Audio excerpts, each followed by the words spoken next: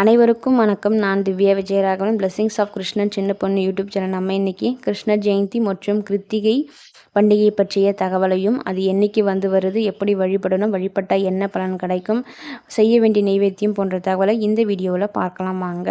கிருஷ்ண ஜெயந்தி பார்த்திங்கன்னா ஆகஸ்ட் 16ஆம் தேதி சனிக்கிழமை வருது. அன்றைக்கி கிருத்திகையும் கூட.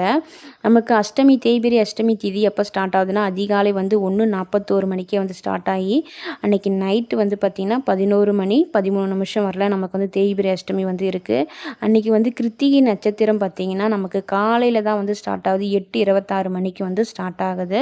நம்ம இந்த நாளில் கிருஷ்ணரையும் முருகப்பெருமானையும் சேர்ந்து வழிபடும் போது நமக்கு பல நற்பலன்கள் கிடைக்கும்.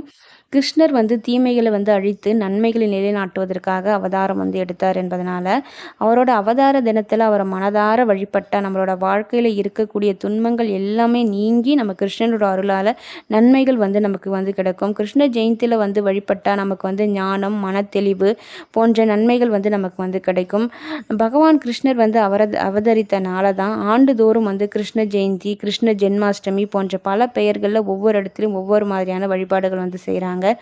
புராணங்களில் குறிப்பிட்டபடி கிருஷ்ணர் துவார யுகத்தில் சுமார் 5000 ஆண்டுகளுக்கு முன்பு அவதரித்ததாக சொல்கிறாங்க. ஆவணி மாதம் தேய்பிரை அஷ்டமியும் ரோகிணி நட்சத்திரமும் இணைந்து ஒரு நாளில் தான் கிருஷ்ணர் அவதரித்த பட்சம் என்பதனால தேய்பிரை பட்சங்களை கிருஷ்ணபட்சம் என்றும் அழைக்கிறாங்க.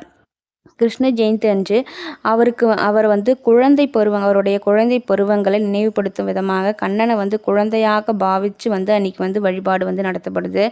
அன்னைக்கு யாராருக்கெல்லாம் குழந்தை பாக்கியம் வேணும்னு நினைக்கிறாங்களோ அவங்க அன்னைக்கு நாள் முழுவதும் உபவாசம் இருந்து மாலை நேரத்தில் நம்ம கிருஷ்ணரை நினச்சி வழிபடும் போது கண்டிப்பாக அடுத்த வருஷம் உங்கள் வீட்டில் கிருஷ்ணர் குழந்தையாக பிறப்பார்.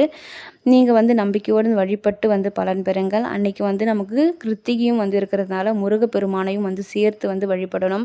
கிருஷ்ணரை வழிபடும் போது அன்னைக்கு உங்களோட கிருஷ்ணர் வீட்டில் சிலை வச்சுருந்தீங்கன்னா கிருஷ்ணருக்கு அபிஷேகம் செஞ்சு வழிபடுங்க.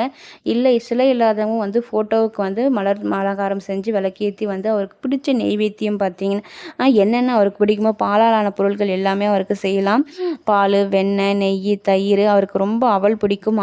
அவளாலான செஞ்ச பாயாசமோ இல்லை கேசரியோ இந்த மாதிரி எதுவும் உங்களால் செய்ய முடியுமோ அதை செஞ்சு வழிபடுங்க. சீடை, தட்டை, முறுக்கு, எள்ளுருண்டை போன்ற பொருட்கள் என்னென்னலாம் அவருக்கு பிடிச்சதோ அதெல்லாம் செஞ்சு நைவேத்தியம் செஞ்சு அவருக்கு வழிபடுங்க. அதே போல் கிருத்திகையும் இருக்கிறதுனால நீங்கள் வீட்டில் வேல் வச்சுருந்தீங்கன்னா வேலுக்கு வழிபட்டு வேலுக்கு அபிஷேகம் செஞ்சு வழிபடலாம். வேல் இல்லாதவங்க ஃபோட்டோ முருகரோட ஃபோட்டோ இருந்ததுன்னா முருகருக்கு ஃபோட்டோ க்ளீன் பண்ணி தொடச்சி அவருக்கு பூ அலங்காரம்லாம் செஞ்சு விளக்கேற்றி 6 விளக்கு ஏற்றுங்க. மாவிளக்கு கண்டிப்பாக போடுங்க. கிருஷ்ணருக்கு வடை பாயாசம், சக்கரை பொங்கல் இதெல்லாம் செஞ்சு நீங்கள் வழிபடலாம்.